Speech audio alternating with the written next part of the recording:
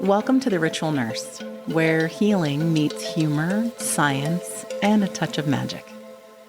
Welcome back to the Ritual Nurse podcast, where we keep it real about healing, resilience, and the chaos of nursing. I'm your host, Riva, and today we have a very special guest for an incredible interview episode series. If you have ever felt like you're running on empty, caught between the demands of work, family, and life, then you're in for a treat. My guest today is someone who literally holds space for life's most profound transitions. Molly is a postpartum and death doula, an Ayurvedic health coach, and the host of the Busy Mom's Guide to Meditation podcast, now in its third season. She is also a busy mom of 3 little ones, so she knows all about balancing care for others while trying to stay sane herself. Molly, welcome to the Ritual Nurse. I am so excited to have you here. Yeah, thanks for having me. So I would love to find out more, tell us a little bit about you and how you became a doula. I mean, with having my own children, it all kind of came about organically with all of my friends having kids about the same time and just being in and around all of the different struggles that come with that. Yep. So as we all kind of navigated this together and attending a lot of the different support groups in town and things, it really opened my eyes to the idea of doula work. At the time, I did not know that postpartum doulaing or death doulas were a thing. I had a bit of a difficult birth in the hospital with my first. And so becoming a birth doula was really something that scared me. I knew I hadn't put that behind me. Right. To be able to do that. And a friend mentioned postpartum doula work. And I immediately grasped onto that and decided to just start doing all of the research into what is that and what would that look like and what kind of courses are out there. And about the same time, my grandmother was in and out of the hospital. She was having a lot of health issues. She was, almost 90. And I was back and forth a lot, just helping my family go through that transition as we knew she was getting closer to death. She was put on hospice and just being able, I have a very large family. She has 7 surviving children and most of them have children. Right. So, of myself and my cousins, they all kind of popped in and out, but I was there with my aunts. I was giving them breaks, because I'm visiting from out of town. My family's not there. And so I was able to do that. I was able to take some of the overnights with her before, things progressed too much and really kind of shared that space with them in a very unique way. And that one of my aunts is also a nurse and she mentioned death work and some of the comments she'd made. And so that brought me to looking into that side of it at the same time as the postpartum stuff. And it all fell together very organically. So I took some courses for postpartum doula, and then I rolled straight into death doula courses and everything, kind of just did it together. And that makes sense because, the kind of common theme, it sounds like, between the experiences are that they are very significant events. A lot of nurturing and transformational work is happening in both of those events. And the kind of nurturing and support that's provided, I think it's a very special kind. Most nurses, unless they work in a specific field, probably aren't aware of the resources of doulas that are out there. I know as an ER, like ICU nurse, I didn't until I had read your stuff. And I was like, whoa, like, I think I've heard of doulas like in birth. I did rotations in labor and delivery. But how cool for other thresholds, for other transformational periods, postpartum is a totally transformational period for the family and the individual, as is death and end of life and autonomy and helping a family and that individual like prepare for those transformations is so deeply significant. I mean, it makes sense that it would organically be kind of the same thing with different objectives, I guess. Yeah. I was having a conversation with some fellow death doulas recently and talking about how moving into the postpartum period, having a baby is a type of death of the self. Absolutely. I mean, your brain literally rewires itself. Yes. So the person you were before does not exist anymore. And so finding that they are so closely interconnected, and in the postpartum period, there's a grieving process, just like with a physical death. Yes, absolutely. That it's something that's just not talked about. And so it's this huge, very emotional time, and being able to have that understanding, and especially with not as much community support for moms as there used to be. Oh, absolutely. Like you feel alone, and you're grieving alone, which is a dangerous place to be, which is why the PMADs and postpartum depression and anxiety is so high anymore. And I think in confusion as well. I mean, I know postpartum, I struggled with not knowing how to be a mom initially, and then not knowing how to be a mom to two initially, because they're both transformations. It's not like you have one kid. At least it wasn't for me. I can't speak for everyone, but it's not like you have one child and then you have a second child and somehow you just innately know what you're doing. Sure, maybe some things you panic a little bit less about or whatever. But I remember just constantly being overwhelmed with the thoughts of, I don't know what I'm doing. I don't know how to do this. And I don't have anyone that I can ask. And is this my new normal? Like, what is this? What even is this? And I've seen families go through that in the ICU, preparing for the death of a loved one. And we don't have the resources or the capability. We try as much as we can to provide space for them and support them and be therapeutic, in that space with them. But we're applying too many technical and like didactic things. We're assessing and medical jargon is flying around them. And, we're giving medications, and there isn't anything therapeutic about that environment whatsoever, regardless of our intent. Right. And I think, what do you think are the biggest misconceptions that you run into about this kind of work? Like from either healthcare providers or, because a lot of nurses aren't going to know. A lot of nurses don't even know what it is. Right. And I've run into nurses that don't understand the difference between palliative care, hospice care. Yeah. I mean, if they have no exposure to it, they don't even know that it's out there. Yeah. I think just knowing the scope of care is where a lot of misconception comes from. Coming into a hospital setting as a doula, and I hear this a lot from our birth doulas in a community locally that I'm a part of that's full of birth, postpartum, and death doulas, because we do partner with one of the local hospitals to be able to go in and be really a part of the care team. It's fantastic. That's amazing. But it's brought a lot of that knowledge and understanding of what doulas are and what do we do, because our scope of care is not anywhere near where a nurse's is. We are there to educate, advocate for the birthing person if they need that, and support and be there as space holders. Where the nurse is coming in, they have a job to do. And that is not our job, So I think a lot of times the misconception is that there's more overlap than there is. Okay. And I think that's the biggest thing to understand, is that like there's not. We're there for the birthing person.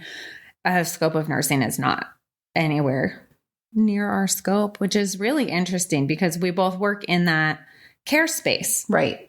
I think you fill a need, though, that we're not able to get to. Like we can attempt to, but if we had death doulas in the ICU, what a transformative experience that would be for the family. Like I can only wish that we had that to offer them, because that aspect of things, the space that you're holding, the care you're providing, the education, the nurturing, the communication, we can do bits of that while we are completing, like the scope of our practice and our job. But it doesn't, that gaping hole of need that the family needs to make that experience not so traumatic for them is exactly the position that you fill. And I wish that I'm super excited that it is more recognized in labor and delivery, like in maternal child side.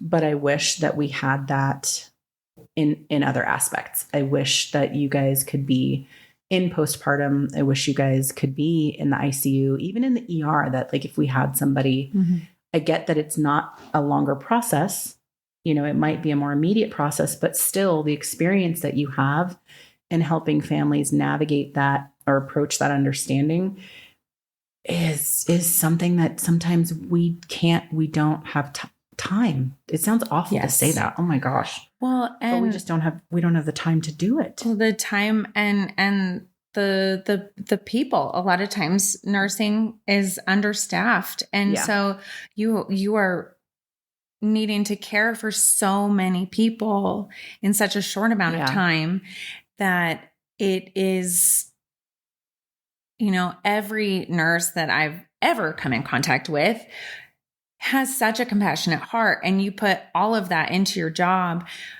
But when you have to go from, one person to the next, it becomes really hard to feel like you're giving each person the care and the focus and the compassion that you want to give each person. Yes. And I feel like that's almost part of the problem, because you want to be there and you want to do that, and the system isn't set up for it. That's a huge struggle. There are a lot of nurses that carry guilt and feel like they can't take care of their patients adequately because of the staffing, because of the way that, the healthcare system is set up. That's a huge thing. And we are educated, like in nursing theory, we are educated academically in terms of like the application of nursing theory and what it means to be therapeutic.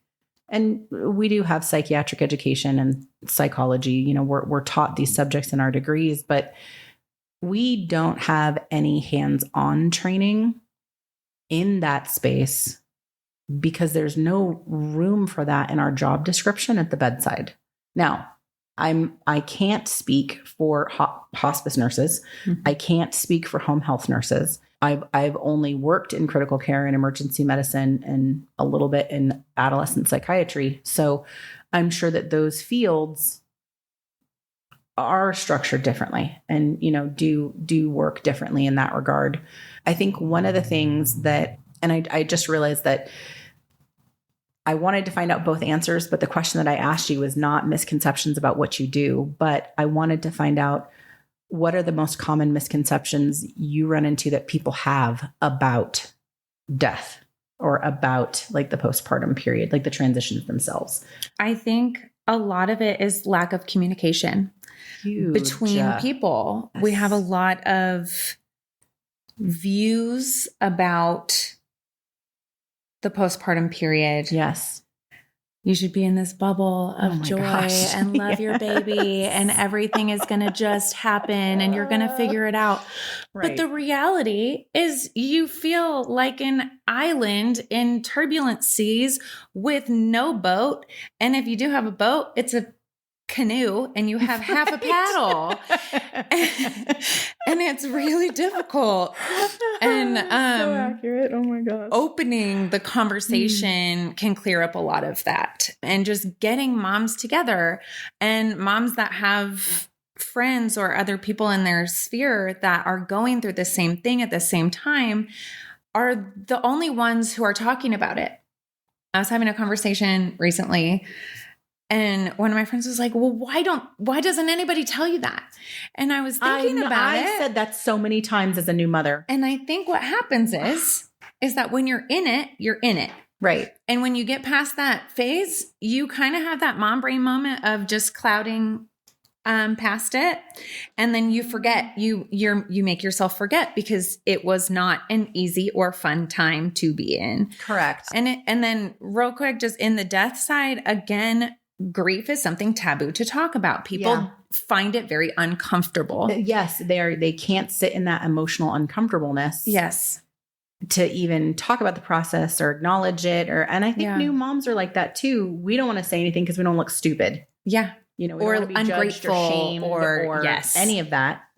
And moms that have already been through it, unless you're actually talking to a mom going through it, it's like two ships passing in the night. Yes. Like you have the information, but you're not really sure that somebody in your sphere is experiencing it.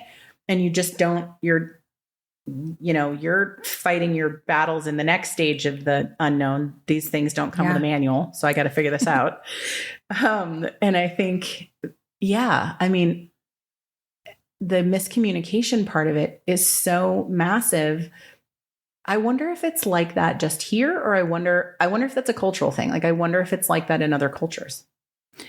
I think it depends on the culture, honestly, because I know there are cultures that are more comfortable with death or that have a very supportive cultural understanding of the postpartum time. And so I think that some of it is culturally here. We tend to brush it under the rug. Right. It's not pretty. I don't want to look at it. Yes. That makes sense. Emotions are uncomfortable. Right. So. Emotions are vastly uncomfortable. On that note, we're going to give you guys a break. If you are going to head back to the floor, then use this musical interlude to know when to press pause and come right back to it when you can. We wish you the best shift and the easiest orders and the best patients and the kindest residents. If you are going to be hanging out with us, then use this moment to refresh your coffee or your tea. Enjoy the music for a moment. And when we come back, we're going to talk with Molly about holding space. This is really applicable to nurses and our experience of some of these really significant transformations for our patients and for ourselves. But enjoy the music for a moment, and we will see you after the break.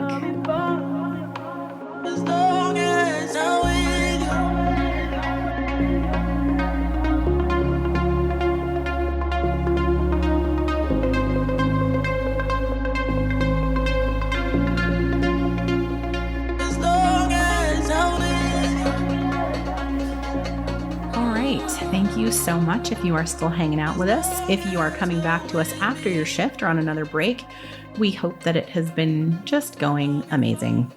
So we were talking about, before our break, transitions in the postpartum space and transitions that patients and families have to deal with death. What we've been kind of talking about as a theme in the Ritual Nurse so far is protecting our own peace. And I'm really interested in the space that you hold. Like, how are you able to hold space for others in these emotionally intense moments while also protecting your own energy and well-being? Because we know you're a very busy lady.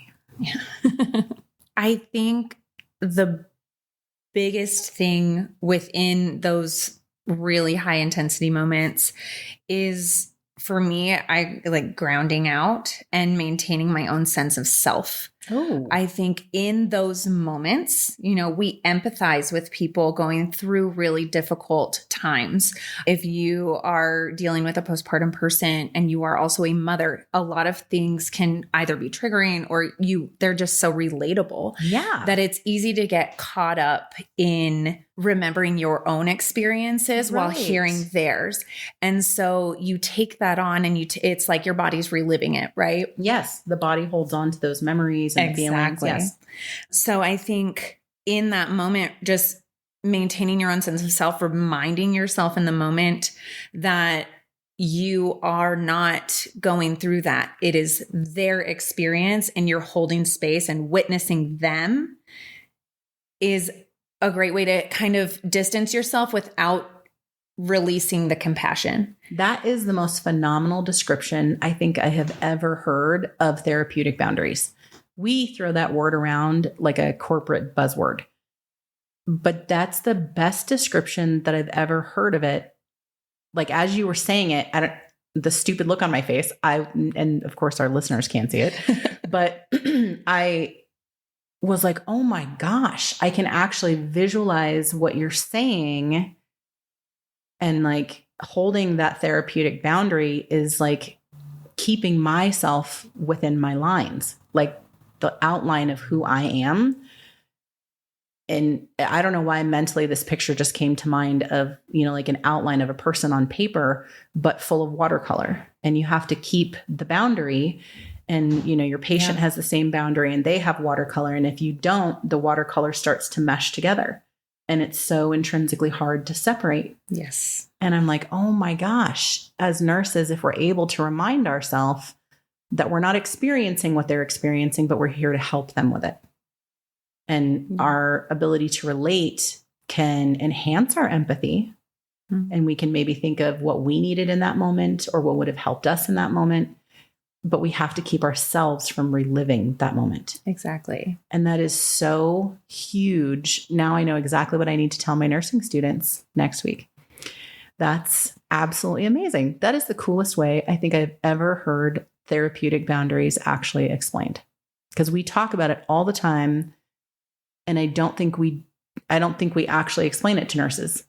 I've never heard somebody say it like that before. That is wild. That's amazing. Nurses, a lot of times, the whole spectrum of experiences that they have ranges from the happiest to the absolute worst. And knowing what you know about holding space for people, what would be like a point of wisdom that you would give nurses when it comes to navigating high and low, like these swings of, I guess, like emotional context or, that they're going to deal with their patients? Because it is swings. It is ups, downs. It's not just all bad or all good. Right. I think, the highs, the good times definitely help in those periods of the really difficult things. Yes. But especially dealing like on my end with the grief and, that kind of, we'll call it negative emotion, less desirable. There is a beauty in that. And I think being able to recognize that you being able to be there holding space for somebody to be in that place when so many people are not given the okay to open up and be in that space of grief, it can be a really beautiful process. And just, again, being that witness to that and like holding that space, being open for somebody to be able to break down, because processing that emotion is where you don't get that like emotional constipation, right? Exactly. But hand in hand with that is, again, not holding on to that yourself and being able to appropriately process your own emotions. So do you debrief with other doulas or a therapist? I do have a therapist, but I'm actually in a community of doulas in town, well, it's statewide, and it does offer that community of support. Right. For all of us. I think you talked about this in one of your previous episodes of that trauma bonding. Yes. And that is something that is really kind of dangerous territory. But within this community, having a space where you're like, hey, I just had a really difficult overnight, or, hey, I'm coming off a really difficult birth. Can somebody just talk to me about this? Right. Or like, hey, I'm dealing with this, that, or the other. And being able to be then held by somebody else in that space, somebody who understands that it's really hard, who can relate and be like, yeah, that sounds really terrible. Have you gotten a nap? Have you, maybe go home and sleep and we'll talk after, take a shower. Yeah. You're validating and providing structure for somebody that may not be able to navigate that at the moment. Yes. And that is very different than, trauma bonding doesn't have a healing or purposeful intent. Exactly. It is a emotional soothing, if you will. It is a maladaptive way of forming a connection. But it is not done with the intent. It's not actually done consciously. Usually it's not done with the intent of it being a positive engagement. And I don't mean positive as in like all happy, cheery. I just mean as in providing engagement that helps a person move forward and through, whatever it is that they're dealing with. So providing structure for someone while also validating what they're experiencing gives them something, I think, to hold on to, while they're expressing the emotions outward and not shoving them in boxes, because we compartmentalize things like we do it like we're breathing. Mm-hmm. And we don't ever unpack them. And then when the boxes explode, we can't function anymore. Right. And a lot of nurses, that it really doesn't matter what field you're in, we face these highs and lows all the time. And I think in nursing, there's a huge stigma of not being able to talk about it, because in nursing, if you can't handle something or you're emotionally affected, deeply affected by something, the false stigma is that it somehow makes you weak or unable to be the structure for your patients, or be reliable, or, be a strong link in the chain, whatever, for the team. It's absolute BS. And I think nurses need to create more communities like the ones that you're describing, because they need to be able to hold space, and not in a debrief in a hospital setting. Nobody ever actually talks honestly about their personal emotions and feelings. We'll cover what happened. We'll cover the policies, procedures, all that other stuff. Because they are afraid of repercussions, or afraid of a stigma, or afraid of negativity. And I think that's a really important component to have, like, for nurses to start creating. I'm sure that there are nursing communities out there that do that, but with the actual intent of it being positive engagement, like structural support in a way, I think that's really incredible. That's a unique thing. Maybe that's something that we're going to have to start fostering with the ritual nurse. Is there anything that really stands out to you the most in terms of just the years that you've been doing this? What's your favorite thing about it? I enjoy working with people and helping people. Everything I have ever done in my life has always kind of been revolved around helping people, and many times families or other women, mothers. And so it's all kind of this space of helping people heal or be in, a better place, achieving their goals, or it's all about the people. Like nurturing, I think for you is it's like your essence. It's like your vibe.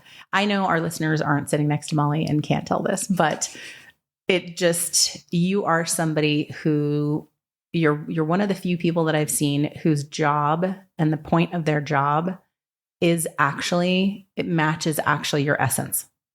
Like matches you. Like it just, like, I wish our listeners could sit next to you. They would get it. And I think that's just wonderful. We're here like, I like hugs. Yes. Yes. And the funny thing is people gravitate towards hugging you all the time. I only hug people that I like a lot. And most other people, I'm kind of like a cat and like touch me, but from over there and not actually touching me. Thanks. But I am always up for hugs from Molly. Now, I think we're going to segue on that note to our favorite section of the podcast. At least it's one of my fun ones, which is coffee, crystals, and divination. And I am on Whole30 this week, people. So my access to my favorite coffees and those kinds of things have been highly limited. But I do want to say that it's caused me to get kind of inventive and really try to think of ways that I can have my favorite thing. And it's kind of a soothing, I don't drink coffee because I need it. It's just kind of a soothing thing, but ways to recreate that so that I'm still meeting my need. And honestly, the more fragrant a tea that I've found or had, it must be something about the combination of the senses of it being soothing and warm and olfactory. Yeah. So my drinks of choice this week have been like the most fragrant herbal and fruit teas I can possibly find. And it's just been filling the space, I guess. Yeah. No, haven't had access to my normal coffee and have just been trying to survive it. Normally I have like a cool drink or something, that I've picked out that is my favorite for the week. And I guess the fruit and herbal teas are kind of doing it. If you guys have ever been on a Whole30, tell me in either the comments or the show notes what your favorites for Whole30 have been. There's usually the go-tos of like plant milks and then trying to make that work without sweeteners. It's the sweeteners thing that gets me, but let me know. Let me know what concoctions you guys have come up with for your favorite waters, your favorite drinks. I'm going to pull an oracle card for our divination for this episode. I don't know if you've ever seen these, but the Crystal Portal Oracle is awesome. It's gorgeous. So far, they've been incredibly on point, but these are super fun. Do you have a favorite deck? I have a couple. Isn't that the case? I probably have like 30 or 40 of them. I actually brought 2. Did you? Then for our tarot part of it, because I draw an oracle card and then I draw a tarot one. My oracle isn't. Those are so cute. I know. I crocheted this.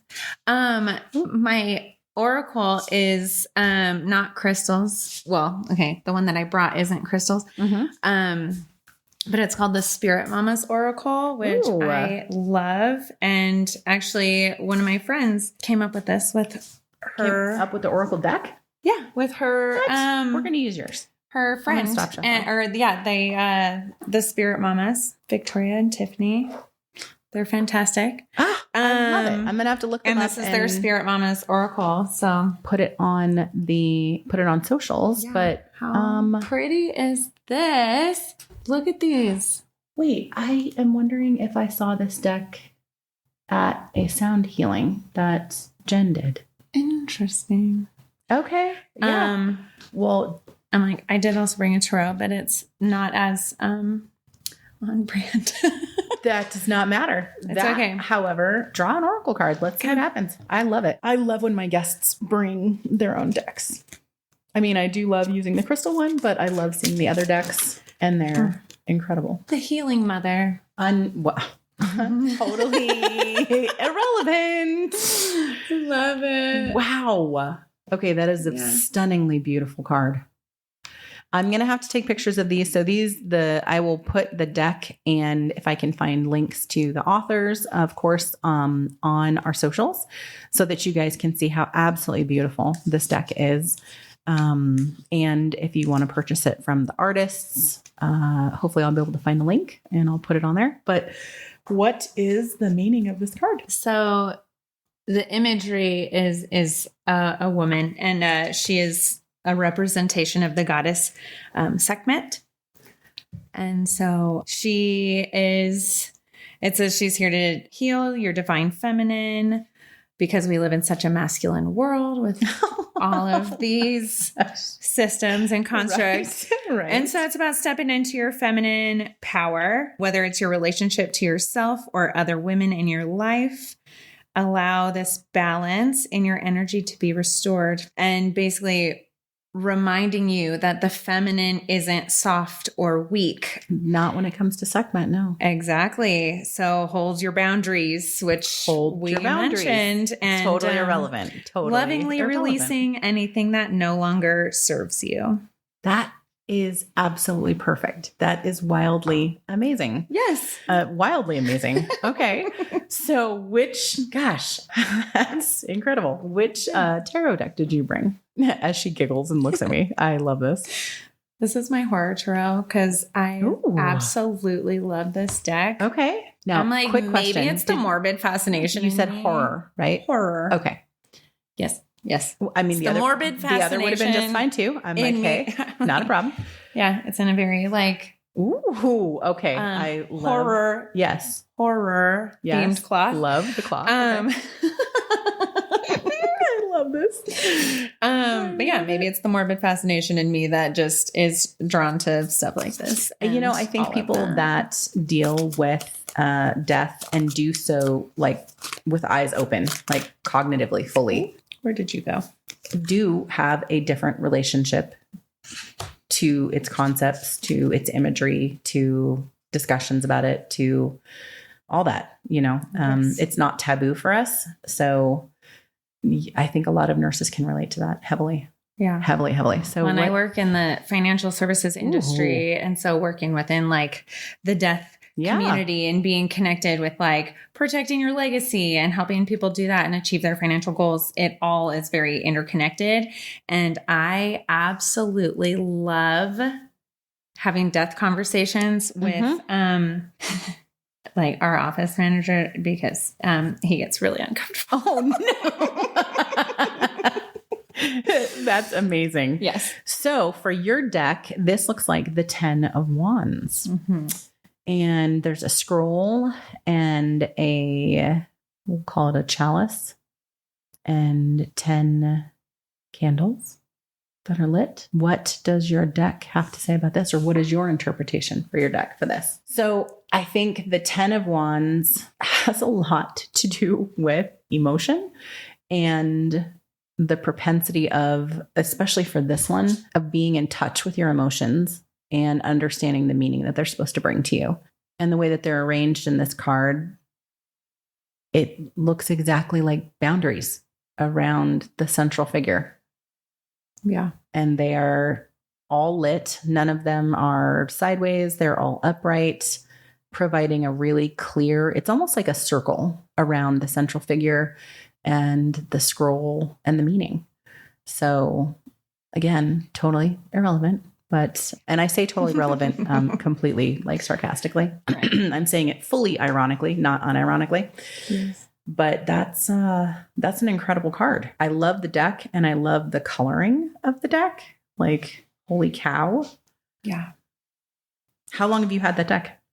Oh, I don't know, maybe a year and a half. Mm-hmm. Not super long. So I'm still like, there are still cards in here. Obviously, I've like thumbed through the deck, but yeah, there are cards I have still never pulled. Wow. Okay. Mm-hmm. So this one is really specific in its meaning. Another thing that the 10 of Wands can signify is overwhelm and like having too much in front of you or having too much on your plate. And the recommendation, usually when the 10 of Wands comes up in that context, is that you need to hold boundaries. Mm-hmm. And that you need to hold space for yourself. Like you have too many things in your space and you need to let go of what's not working. And in order to do that, you have to have adequate boundaries. Because again, completely not relevant to anything we talked about today. Whatsoever. Oh my gosh. I want to thank everyone for listening to the podcast. And definitely you're going to want to check out next week's episode. Just make sure that you are holding space and boundaries for yourself. Make sure that you are taking care of yourself and giving yourself the space to voice when you're not able to do that or when you're struggling to do that. The only way that we can learn how to take care of ourselves is by practicing this. And sometimes that requires help, and that is okay. And if you need to reach out, if you are struggling, please make sure that you are reaching out to the resources around you. If you're in the US, 988 is an amazing resource. I just want to tell you, I love your faces. And until next time, we'll see you then. This is your ritual nurse, Riva. Thanks for tuning in to the Ritual Nurse Podcast. You can find us wherever you listen to podcasts, so don't forget to subscribe and stay connected. For all our social links, free education, classes, blogs, and podcast notes with resources, head over to tcth.org. Until next time, love your faces.